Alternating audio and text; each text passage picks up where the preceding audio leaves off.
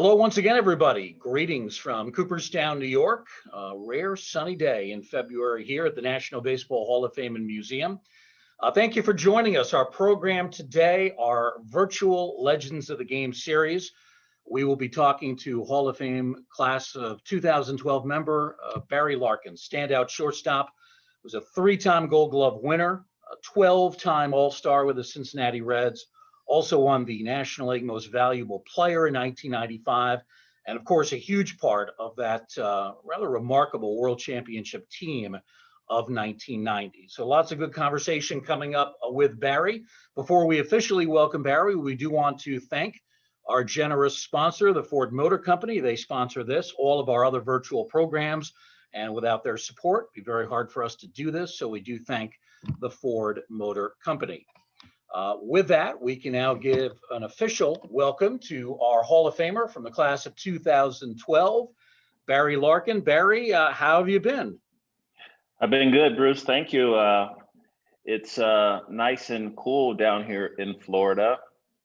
I think it's going to be 80 degrees, though, coming up this weekend. And during the Super Bowl, we got Tom Brady and the boys down in Tampa Bay, right down the road from where I am, hosting Patrick Mahomes and the Kansas City Chiefs. So it's going to be exciting, but it's wonderful down here. We have a lot of COVID cases, but thank goodness people close to me have been relatively safe, and just trying to stay put and patient until we get this thing under control. Barry, do you live in Florida full time, or do you split your time between there and Cincinnati? No, I'm in Florida full time. I'm based here. Anything that I have to do, I fly out from here and spend a little time in Cincinnati, as well as our different affiliates in the Reds organization. I've worked in player development for the last 5 years, so I've spent a lot of time at our minor league affiliates helping to develop our talent. Very good. Of course, you've been associated with Cincinnati for much of your career and your life.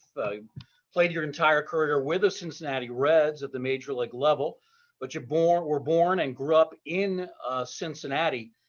Give us an idea what it was like for you growing up there, late 60s, early 70s. Were you old enough to see some of these firsthand examples of the Jim Crow segregation, some remnants of which were still around at the time? Were you old enough? Were you cognizant of some of that going on around you? Well, I was born in Cincinnati, but my father was born and raised in Meridian, Mississippi. So he was very impactful in my life, and he certainly shared with me some of the issues and dealings that he had during his upbringing in Meridian, Mississippi. Obviously, a lot of negative, a lot of racism, a lot of separatism down there. So he made us very aware and told us the reason why he moved the entire family more north was to try to get away from that. However, it did still exist at that time. Although it was Cincinnati's a great city, is somewhat conservative, and at that time was very conservative. So we did see some pockets of it here and there. However, my father's idea, my mother, who also is from the South, she's from Houston, Texas, decided that was the place that we were going to spend our time. And they made us aware of it, and they tried to protect us as much as they could. Yeah. I think some people assume that when the Civil Rights Act was passed in 1964, that just completely brought an end to segregation. That certainly was not the case. And even in baseball, many of the minor league ballparks in the South continued to have segregated seating even after the passing of the Civil Rights Act. And certainly there were remnants, and more than remnants, of Jim Crow segregation that still existed in certain parts of the U.S. Now, I was lucky enough to grow up in the state of New York, so I didn't really see that kind of segregation. You were, I guess, Cincinnati considered a northern city, but you're not that far from what was once called the Jim Crow South.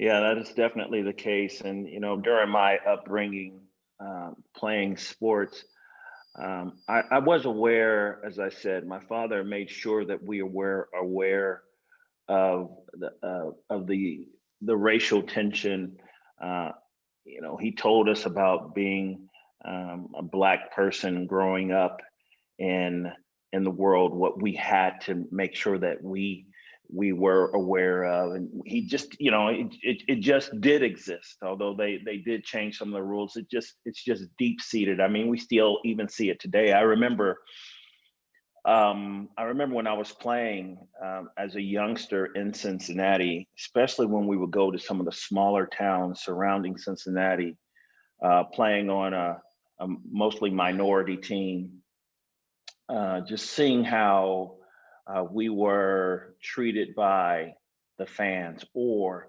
how umpires had different strike zones for us as opposed to someone else. Really? As I continued to play and got better, I started playing on a travel baseball team. And I remember one incident, we were in Northern Ohio, and it was myself and one other minority player on the team. And we were the only two minorities on the team. And we were the only two kids that got the chance to stay in the hotel, where all the other kids stayed with host families. And that's kind of how I looked at it. We were the guys that had an opportunity to stay in the hotel and enjoy the pool in the hotel and the room service in the hotel. And every other kid was going and staying with the host family. Well, as a 12, 13-year-old kid, I'm not really thinking and kind of seeing the broader picture. But it took my coach to sit me down and explain to me, hey, let me tell you what really is happening here. Yeah. And it was like, wow. So as I said, I wasn't like faced with it, but certainly there were situations where I was affected by it. And I'm just happy that I was around good people that took the time to educate me on really what the situation was. Barry, when you were young, what did your father tell you? What was his advice when you were not treated fairly? I guess there's a couple of different ways to approach it. Jackie Robinson, when he first joined the Brooklyn Dodgers, he was told by Branch Rickey that whatever they say to you, you got to take it. You can't fight back. You can't argue. Then if they persist after a few years, then you can fight back a little bit. What did your father tell you when you're confronted with this sort of thing? What was the way that he thought you should react? Well, he said to me, just make sure that you're non-violent, Martin Luther King, but don't let anyone put their hands on you. Mm-hmm. And that was kind of how we grew up in the way we lived. It was nonviolent. It was trying to talk through certain situations, but if it got physical, we weren't to let anyone take advantage of us from a physical standpoint.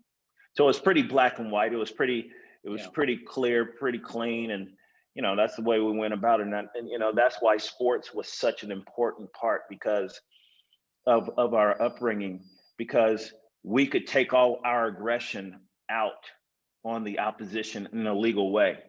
And whoever was wearing the different colors was the opposition. Didn't make a difference if they were black, white, green, yellow, or whatever. It was just the fact that they weren't part of our organization and our team. And those competitive juices certainly flew. And I'm gonna tell you, I was highly motivated by some of the things that fans used to say, some of the things that the opposition used to say relative to race, and negative things. And oh boy, did we release our frustration on them. It really helped kind of motivate us to become the players that we did. Sounds to me like your father was a really good and a really strong influence on you. Yeah, he was, and he is still today. But my mother as well. As I said, my father's from Mississippi. My mother's from Houston. My mother is the very let's just say emotional one, if you will. And my father is a chemist. He's the analytic, pragmatic, practical one. So I have a combination of both. I do definitely have that very business-like planning and strategizing piece, but that wild child, if you will, internal combustion exists in there as well. Yeah. We're coming off a year that was so difficult for so many Americans in a lot of different ways. COVID-19, racial strife, political elections, which can always be very difficult no matter what side of the aisle you might happen to be on. But it was during the strife of last year that your Heal and Unite initiative began. Was this specifically motivated by one incident last year, or was it a combination of things? How did this come about? Well, it's a combination of things, but not just this year. When I played, I was the captain of the team, and our owner at the time, Marge Schott, was in the paper or in the media for a myriad of things. But one of the things that happened with her was allegedly she made a comment about some of her minority players, and I, being the captain of the team, was asked to make a statement on behalf of the team. So I was kind of thrust into a situation where I had to respond to, racial epithets, things that were said, and just in a very, as I said, quasi conservative town of Cincinnati. And I did, and I made a statement, and because I took a stand, because I made a statement, I was met with death threats, and it wasn't a controversial statement. I think I said something as simple and as basic as there's no room for racism. We're all working together. We're all one kind. We're mankind. And it was very basic, and just to have a statement, and it's true, and that's what I truly believe. And so that's kind of where it started. As I mentioned to you, during my upbringing, I was faced with some issues that I had to deal with. Then I went up to University of Michigan, and that was great up there. I didn't really see much of anything up there on campus. Then when I came back to Cincinnati, I was met with some of the things that Marge Schott talked about and said about some of her players. So I was thrust right back in it. And then during the time I was playing, we had the Rodney King incident, we had incidents, just all these things. And then the George Floyd incident kind of brought it to a head, if you will. And simply because, Rodney King was videotaped, but the joke was like, 8 minutes, however long it was, that the officer had his knee on his neck and breathe. And for me, what had changed at that point was that I was no longer a player. As a player, I can use my platform to effectively make a change, positive change, try to do something, try to push the narrative forward.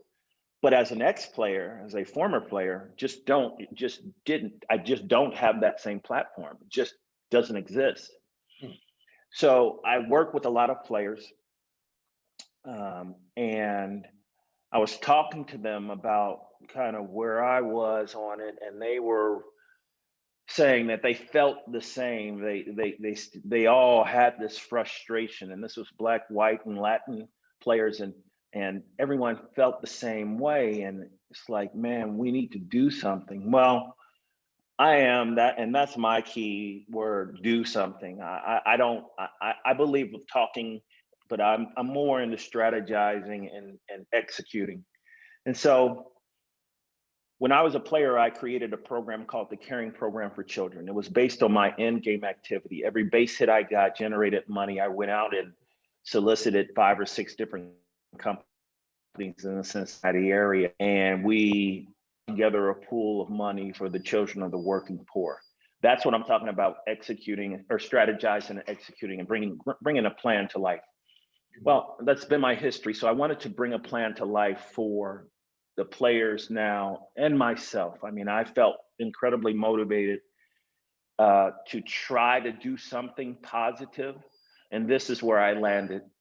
I initially contacted a few of my relationships in manufacturing of bats and gloves and equipment, and I asked them for their help. I went to Wilson Sporting Goods, Jim Hackett at Wilson Sporting Goods, and Phoenix Bat, Joel Armbruster, who is the guy, my contact at Phoenix Bats, and I told them what I wanted to do. You know, it was the whole Black Lives Matter, the whole movement. However, I wanted to be somewhat different than the organizations that were out there on the streets that were protesting. So I wanted to do something different. So I called Major League Baseball and I talked to Rob Manfred and Tony Regans about what it was that I wanted to do. And they agreed that something needed to be done. Baseball needed to do something. And as you saw during this 2020 season, they made some changes to the logo. They had some Black Lives Matter stuff out there at the beginning of the season. And the other thing they allowed me to do was to put this clasped hand, black and white hand, on the handle of the bats, on the bottom of the knob of the bats. And that's what you see on that Heal and Unite circle right there with the clasped hands. That actually is something that Major League Baseball allowed me to do. And that is really historic because Major League Baseball has not allowed anything to be put on a bat in the years. I don't know how many years that it has existed, but Rob Manfred said to me that Major League Baseball needed to do something and needed to be proactive in this movement, understanding that this is a movement, understanding that it's not just a moment, but it is a movement. And this was amazing that during a pandemic, during a shortened season where COVID is just rampant throughout, that we were able to at least kind of join the cause and do something. Major League Baseball was great with it. Tim Meade, the president of the Hall of Fame, was very supportive of it, as was Jane Forbes Clark. Tony Clark with the Players Association. I mean, everybody was just on board with this. So we were able to rush, manufacture these bat labels or these knob labels and put them on bats. Mike Moustakas, and I think you have a slide of the Mike Moustakas bat that was used. Mike used this and supported the program with the Cincinnati Reds postseason series against the Atlanta Braves. Now, I didn't produce any runs, unfortunately, but at least, and I think you have another slide where you can actually see the knob. There it is, right there, the knob, the Heal and Unite, and we made it. It was really important for Major League Baseball to be part of this, and I so appreciate that, and it was great. Now, if they'll allow this to go forward, of course, we'll have to wait and see. I don't know what the situation is or what the climate is or what their appetite is for that. But as far as I'm concerned, what I'm doing, that's just a physical thing. That's just kind of a prop. That's kind of a, just a visual symbol. But the Heal and Unite initiative is something that is near and dear to my heart because it's very much like the program that I started when I was playing. I want to do something physical to help people. From the platform I have right now, this Heal and Unite initiative is the platform that I plan on using to connect with like-minded organizations that want to push the narrative forward. The other company that I talked to you about now, this bat label was made by the Phoenix Bat Company and Joel Armbruster.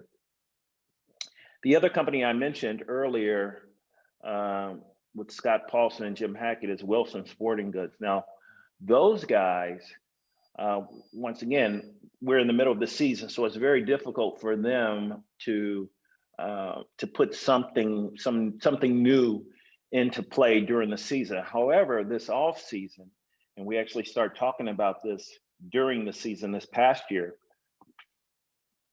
they've created a power and unity line. Power and unity line is a socially responsible line that they have to give players an opportunity to not only customize their gloves, but put onto their gloves messages, positive messaging. And we've designed that. I've only seen one, and Dee Gordon's a very good friend of mine. He has a daughter named Demi. And I believe 1-year-old daughter, I believe she's the first one to receive a glove with the Power and Unity logo. And it's a it's a fist, and it says on the fist, on the arms of the forearm, or on the forearm, it says Power and Unity. And it will be something that will be pushed. I think we're going to have ambassadors. At least the ambassadors that we're talking about are Dee Gordon, Tim Anderson, and Mookie Betts. And these guys, I think they've talked to them about wearing this Power and Unity line. And once again, it's monumental, because I think there are organizations out there that feel obligated or feel motivated to be part of this movement of pushing the narrative forward. So George Floyd, the situation with George Floyd, certainly I think brought a lot of things to the surface in both a negative and a positive way. I believe, and I think the people associated with me believe in pushing the positive narrative forward. And that's what we've tried to do, and that's what we will continue to do. And once we get back to full swing, look for the Heal and Unite initiative to be associated with many youth organizations with positive messaging and positive programming going forward to make a difference. Barry, I'm curious about the logo. Did you come up with the concept for the design, or was this done by someone else? This logo is existing. The clasped hands are existing. It's a long story. I actually went through the design process, as I said, with Phoenix Bats, and we landed on this because it was acceptable. Didn't want to do anything that was too terribly aggressive. So this was something that was acceptable by all parties involved. And it represents the idea of the whole Heal and Unite. It's what we need. When President Biden took over in his inauguration, he talked about healing and uniting. And it's just so profound, and it's such a positive message. I thought it was the right visual to go along with. Now, is this a sticker, or is it actually printed on the bottom of the bat? This is a sticker. So what we've done is, we've made stickers, and if you go to healandunite.com, or if you go to the Phoenix Bat website, you will see it there. And it's, of course, because it's the off season, there's not much going on right now. Guys are strategizing. Who knows what will happen in the season of 2021. But once we get back going, business will start flowing, and you'll start seeing this. So the idea is to, as part of the Heal and Unite initiative, is to have this bat label, this decal, be put on the bats of players around the world. I've talked to people international. This is a global movement. I've spoken to people across the country in Europe about the whole George Floyd incident. And as I said, it's brought a lot of negative, but a lot of positive as well. So people are affected by this. You see people protesting in different parts of the world. So where baseball is played, look to see this Heal and Unite logo on the bats of people, and look to see the equipment that is being used, the equipment that players have, the gloves that players have. Look for positive messaging to be on their glove, on their bats, because I think where we are right now, especially with today's athletes, personal expression and customization is super important. Um, and making it positive is also super important. So giving them the ability and the platform to be able um, to express themselves, to be able to do it in a very positive way in something in a platform where it's a piece of equipment that they use during the game where they can express themselves is just, I think, it's just an innovative and a very fashion forward, positive way for them to express themselves, and just look forward to that. You mentioned a moment ago, Barry, the Heal and Unite website. One of our viewers, Tom Friedman, writes in, can I get a Heal and Unite label or t-shirt? Is there a way to purchase that? Yes, there is. If you go to the Phoenix Bat Company or to the healandunite.com, you can purchase that for sure. Okay, so Heal and Unite, and that's all spelled out, AND, Unite, healandunite.com, or you go to the website for the Phoenix Bat Company and you can purchase merchandise that features this logo that you've come up with.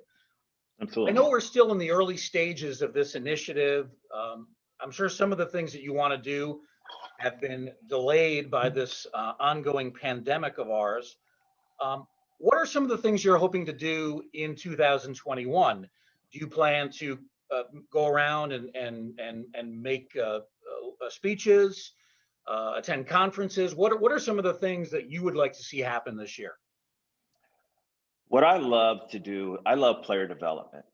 I'm going to be working in the Cincinnati Reds organization this year during the season. Part of my relationship with the Reds is to come back and help them with their diversity, equity, and inclusion. Phil Castellini, who is the COO, president of the baseball operations side, asked me to come back and help him with that. So I'll have a few different hats that I'll be wearing for the Reds, but this will be one of the hats that I'll be wearing. All the while, I plan on utilizing my time to make a difference. Now, as you mentioned, COVID, the way we're going to be able to interact with people, physical distancing, all of those things, all the protocols that exist today to keep people safe are things that we certainly will have to take into consideration and account. But sharing baseball information, creating opportunities for players, helping to educate people that baseball, not necessarily just playing the game of baseball, but baseball offers a tremendous amount of opportunity. And just educating folks on the different opportunities that come from playing baseball or participating in baseball. And we have a whole analytics division now that is so important to player development now at Major League Baseball. And many of the players didn't play baseball. Many of the players come from mathematic backgrounds, come from statistical backgrounds. So it's I think there's an opportunity to let people know that there are so many different opportunities just being involved in the game of baseball. I mean, there's umpires, there's coaches, there's physical trainers, there's a medical staff, there's analytics, as I mentioned.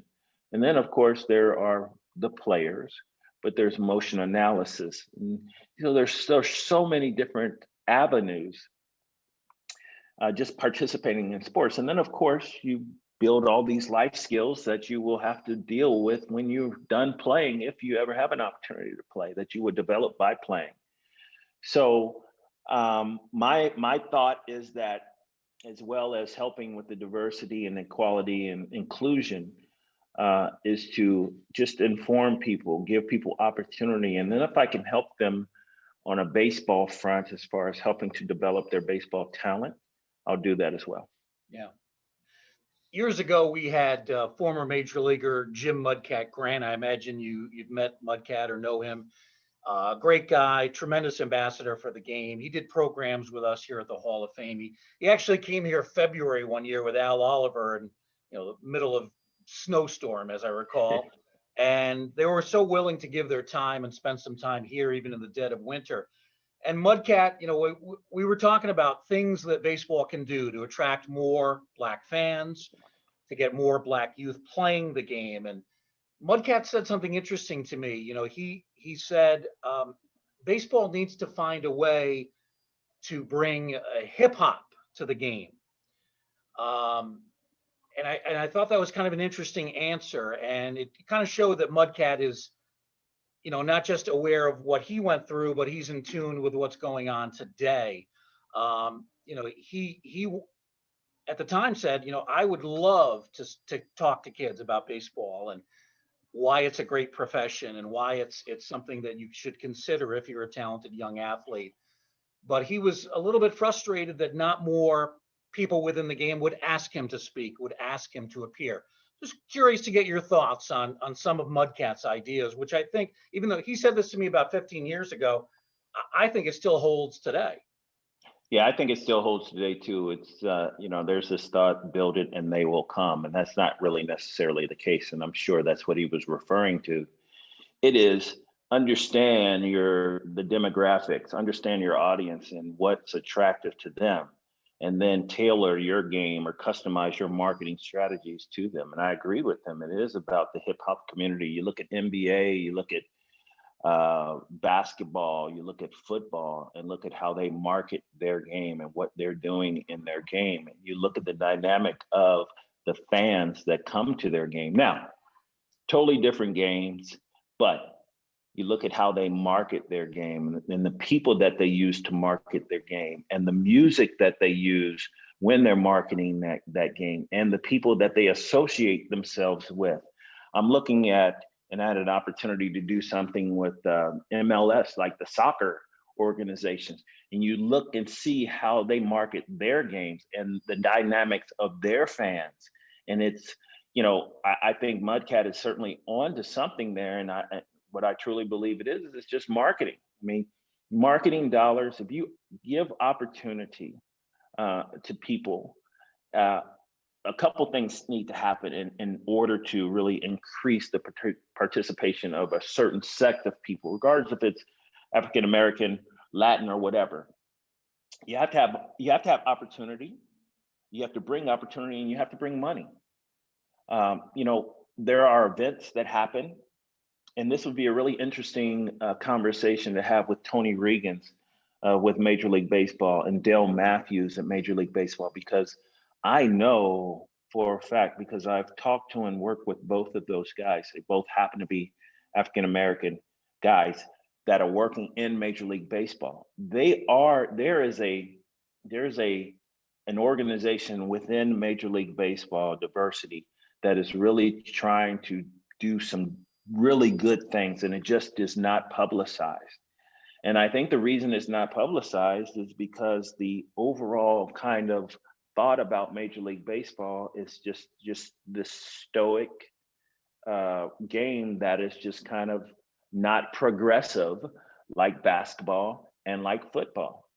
However, internally, and there are some things that are happening within Major League Baseball that hopefully will start to produce some more ethnic players and opportunity, but that the end game is the overall thing. Is, I mean, I even went through it when I was talking to them about this Heal and Unite initiative. Actually, it was Black Lives Matter. And then we went to Heal and Unite, and it was because, and part of the initial design was a fist, and a fist, specifically a fist, my fist, not the fist that was being used, but my fist.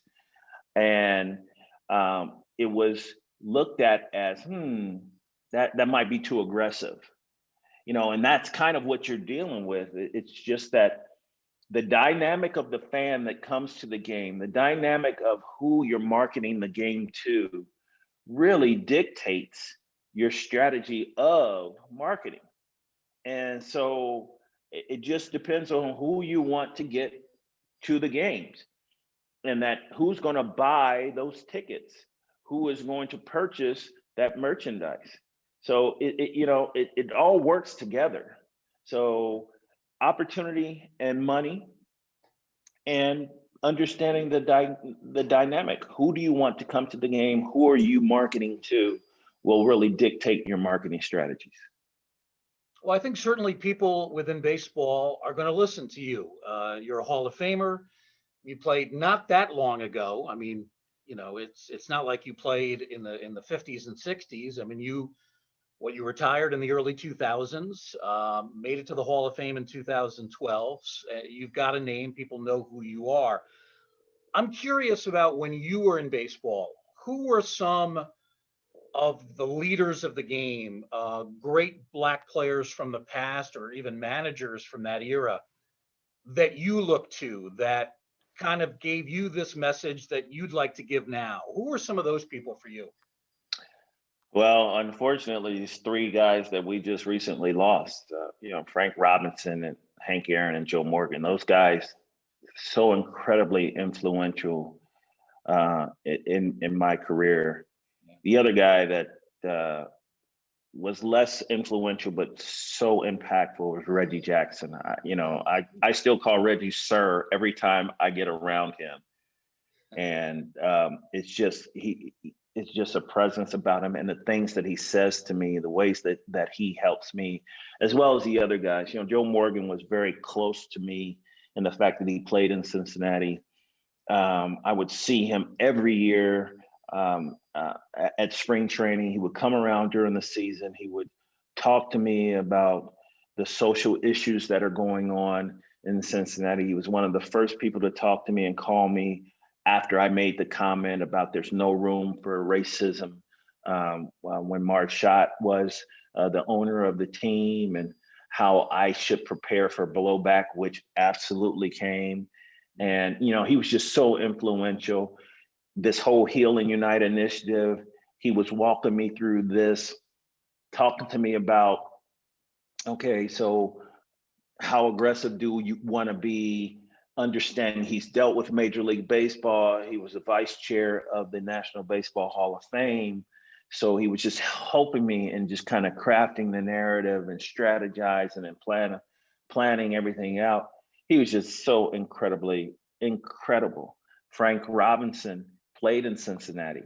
And then when Frank would come back to Cincinnati, when he was working with the commissioner's office, he would stop back in Cincinnati and he would talk to me. I remember later in my career, I was considering leaving Cincinnati, not leaving, but there was an opportunity to go play in LA or Chicago.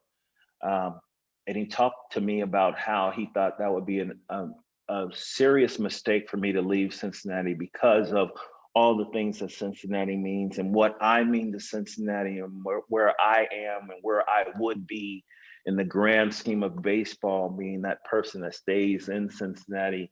He mentioned like Kirby Puckett at the time, and he was incredibly influential. Then he talked to me about being the first Black manager and managing up in Cleveland and the things that he had to deal with, and being a player manager. And he saw me in that kind of respect. And Frank was an absolute monster. And then Frank took the job as the manager for Montreal. And then they eventually became the Washington Nationals. And Jim Bowden was his general manager, and Jim Bowden asked me to come over and work with him, and I worked with him, and Frank and I were reunited again. And then Frank would call me. I'd be in Florida, and Frank would be in Washington and tell me I needed to get on a plane and be there the next morning. And I'm like, okay, Skip, why? He's like, just get here. And I get there the next morning, and I'm thinking there's some huge something going on. And I go, Skip, he's like, meet me in my office at 10 o'clock tomorrow morning. And I'm like, okay. So I'm flying in on a 5 o'clock flight to get there 6:30, 7 o'clock, go to the hotel, check in, come to his office. I get there and he goes, I need you to tell these guys they can't wear ripped jeans on the plane. And I'm like, what? What? He's like, these kids, they don't understand what a good pair of jeans are. I'm like, oh my, you called me up here for that. So, just things like that. It's just amazing opportunity just to be in his presence. Then we start talking about, the state of the game and where it is and what we need to do and how we can get more people of color involved and this, that, and the other. And then Hank was so influential. When I would go through Atlanta, Hank would not make his presence known. He would come through the back door and we would talk, not in the clubhouse, but we would talk like in the laundry room. And, I always thought that was kind of weird. Like he didn't want to take anybody's shine away. He wanted, he was just behind the scenes guy. He was just amazing. And then when we would come to the Hall of Fame, and he and Billy would be there, and my wife Lisa and I would be able to sit with them and just talk and fellowship. And he would tell me about him playing and his upbringing and just unbelievable opportunities. One of my most cherished photographs I have of Hank Aaron and Yogi Berra, and just being in their presence. I get chills every time I have an opportunity to be around the Hall of Famers, but specifically those guys were so incredibly influential. And then of course, Johnny Bench influenced me because he was a Cincinnati Red. Tony Perez influenced me as a Cincinnati Red. I didn't get a chance to rub shoulders with many other guys. Tom Seaver, who pitched for the Reds, he was gone by the time I got here, or I got to Cincinnati. So there's just so many influential guys. But now the beauty is, when I first got inducted into the Hall of Fame in 2012, Robbie Alomar was really my only contemporary. I played against Ricky Henderson and Eck. We played against them in the World Series. So I played against many of these guys at the end of their career. But now to see Junior, Frank Thomas, Randy Johnson, John Smoltz, Glavine, Maddox, Robbie Alomar, I mentioned him, Ozzie Smith, guys that I actually played against. Now it's like, it's a different feeling because now I'm seeing guys come in that are my contemporaries, guys that I spoke to when they first came into the game. Like, hey, young fella, how are you doing? How's it going?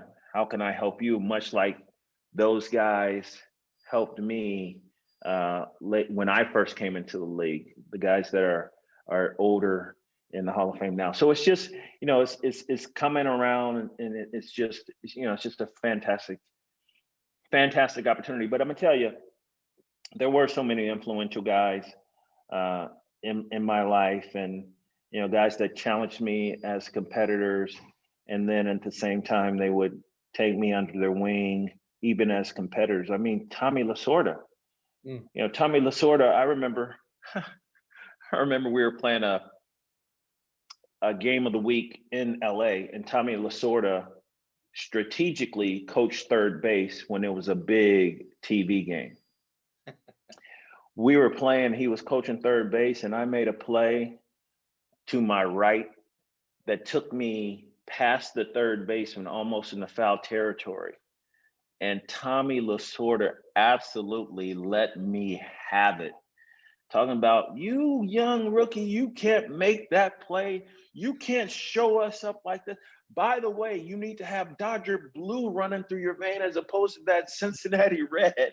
And I mean, he just every time I made a play, he would just give it to me right publicly. And then he would come to the cage the next day and say, hey, what I was talking about, Dodger blue, what do you think? I think you look good in blue. And, he was tampering a little bit. I can tell on him now. He was tampering, tampering a little bit. But, just all these giants in the game, all these guys that super, super uber competitive, but also just real good gentlemen. That's the one thing that I say about Hank Aaron when people ask me. Hank was a gentleman. Hank Hank was an amazing, amazing man, but an incredible gentleman. Yeah. I want to go back to Frank Robinson for a moment. I think it was with the Nationals when this really interesting, it wasn't really an incident, but it was a stare down between him and the home plate umpire, Jim Wolf. It's on YouTube. And they put a clock on it. Jim Wolf and Frank Robinson stared each other down. It must have been for 50 seconds, maybe more than a minute. Neither guy blinked. I don't know what initiated the whole thing. I can't remember. But it was amazing to me that neither of them backed down. And it kind of showed you a little bit how tough Frank Robinson could be. Oh goodness, Frank, Frank. I can't tell you. I can't share all the stories that Frank shared with me, but Frank was definitely an alpha male, and he was definitely the bull in the room. Frank really made. I don't remember that incident. No, I remember of the incident, but I can't recall that incident. Yeah. But I can tell you about times where Frank would wear his Oakley glasses in the dugout, and all of a sudden you see Frank just kind of his chin just kind of bobbing up and down. And it's like, I'm looking underneath those Oakley glasses like, Skip, are you awake? And so Frank, oh man, and then of course he's like, well, of course I'm awake. I'm like, I think you might have been nodding off right there. No, you can't say that to Frank. But yeah, he certainly was the bull and he was the alpha male in the room. Didn't make a difference who was in the room, but I could definitely, and I'm gonna research that one. I can definitely recall remembering that the situation where who was the umpire? Wolf. Jim Right. Wolf was the home Jim plate Wolf. umpire. Yeah.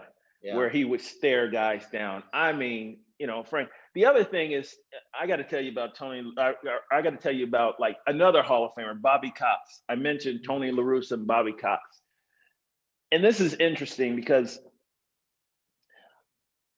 when you're out there playing, you have an opportunity to be around greatness, and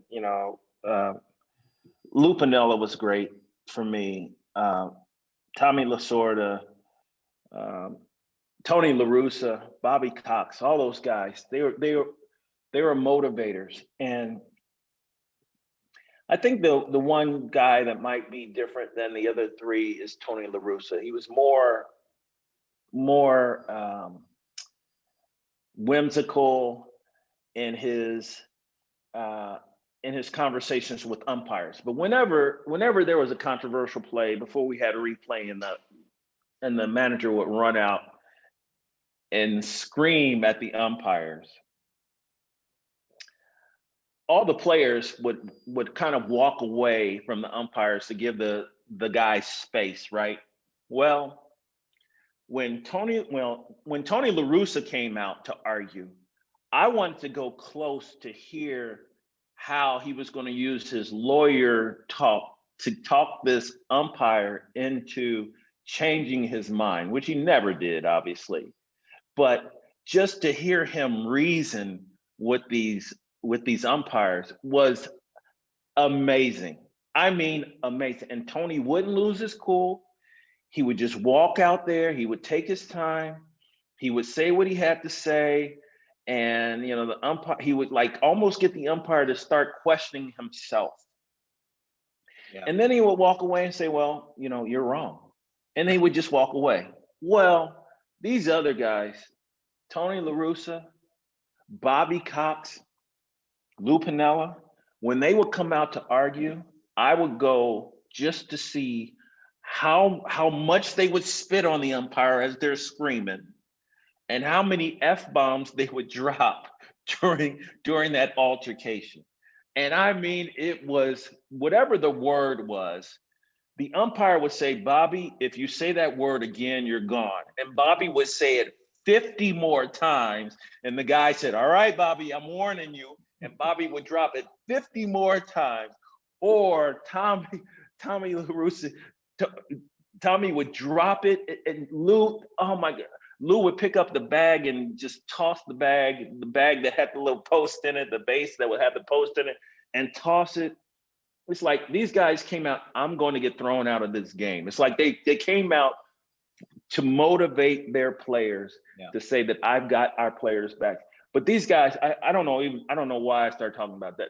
I know Frank Robinson now. Frank, in my opinion, if he came out there, it would come close to like blows. I remember a couple of times Frank he would chest up to some of the umpires, right? I remember that as well. But it's just a crazy. I so look forward to rubbing shoulders with those guys and coming back to Cooperstown, and now with Walk and with Jeet coming in and being part of it.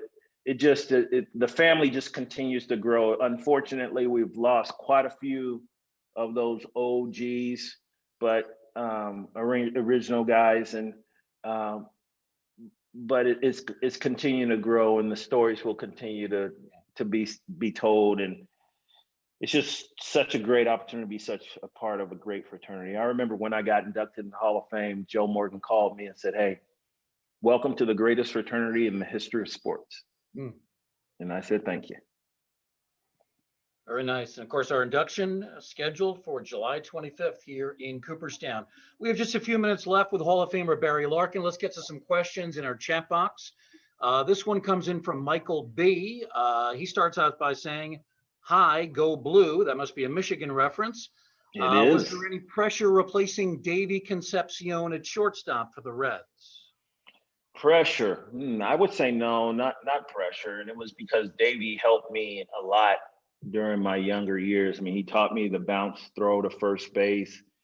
I came in at a time where Davey was injured, so there really wasn't a lot of pressure. I think he was grooming me to be the guy to take over. I have to share a story with you. Dave Parker, who eventually, hopefully, we'll get into the Hall of Fame. Dave Parker introduced me to Davey Concepcion when I was at the University of Michigan. The Reds came up to Detroit to play during, I think there was a strike this particular year. And I was at the University of Michigan, and I went down to Detroit, the stadium in Detroit, to meet these guys. Had not met Davey Concepcion, but I told everyone, and everyone knew that Davey Concepcion was the guy I idolized. Dave Parker takes me to Davey Concepcion, and this is the first time that I'm in Davey Concepcion's presence. And he says, "Hey, Davey, you know who this kid is? This kid's Barry Larkin. He plays shortstop. He's going to take your job." That's what he said to him. The first time I met him, like, "What are you doing?" And then Davey looked at my hands because I was getting ready to play football. I went to Michigan on a football scholarship. And so I had been lifting and getting ready to play football. My hands are all scarred up and bruised and yucky and scaly, and I had calluses all on them. And Davey looked at my hands and said, "Nah, you see these hands? They're too hard. He can't play shortstop." That was my first interaction with Davey Concepcion. But no pressure. Davey helped me a lot. Nice. This is from Glinda. Wants to know if you're going to be in Arizona with the Reds for spring training.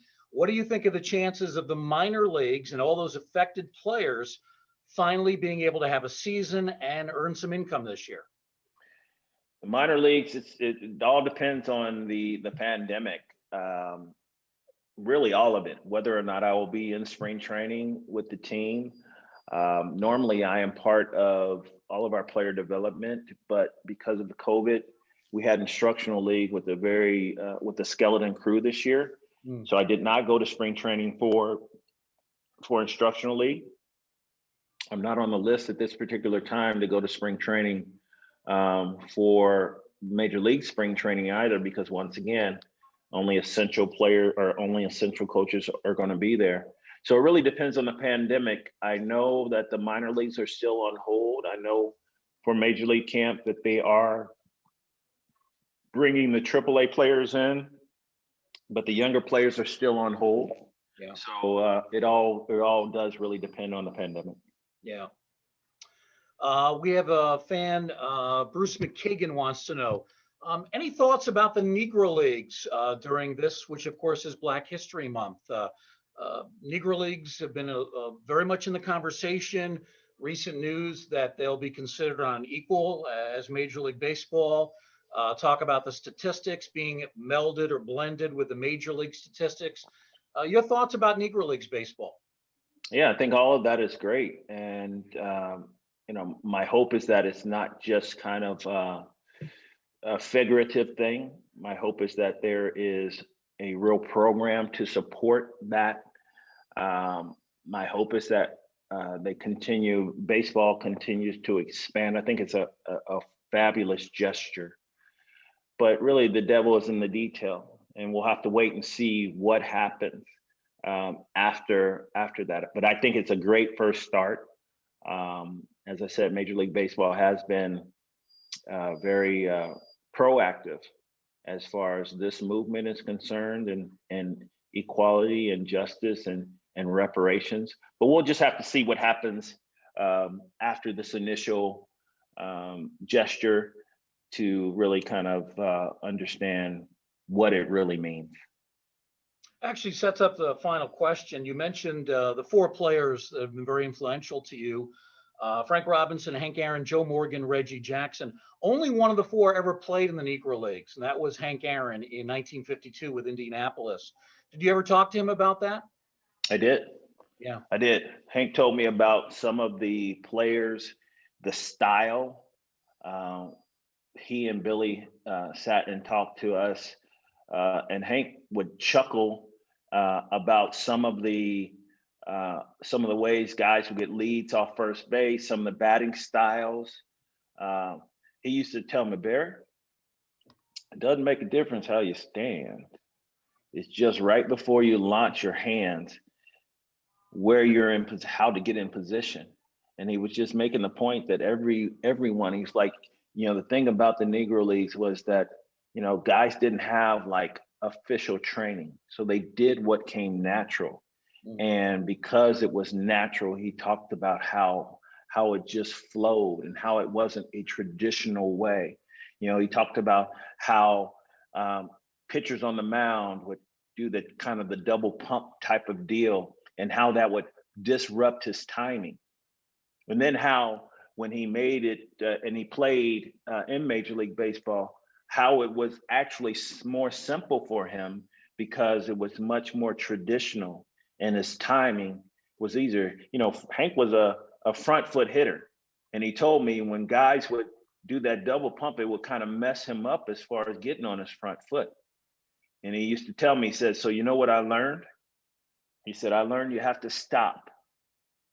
Well, what do you mean? Well, I'm a front foot hitter, but if I hit over my front foot, with that double pump, that's what I used to do. But that double pump helped me to hit against my front foot. Although I was still a front foot hitter. I stopped, and I had to stop. So then when I came to play at professional or the Major League Baseball, and those guys didn't do a double pump and I stopped, that's what led to those 700 some odd home runs. I'm like, well, I guess I didn't stop because I didn't have close to that. Yeah. Shows you what a thoughtful guy Aaron was, just Absolutely. To make a career. Barry, this has been terrific. We really enjoyed you being with us over this last hour. I want to mention the website. It's heelandunite.com. Also, if you go to the Phoenix Bat Company, there is merchandise with the Heel and Unite logo. We wish you the best of luck with this year. I hope that you're able to pursue these initiatives. It's something you've obviously thought through very well, and it really sounds like a terrific idea. Thank you, Barry. All right. Thanks for having me. Everybody, have a good day. Again, our Hall of Famer from the class of 2012, Barry Larkin. And as we get set to wrap things up today, we want to thank the Ford Motor Company for their generous support of today's program. We thank Barry for joining us as well. Thank all of you for being participants. Have a great day, everybody.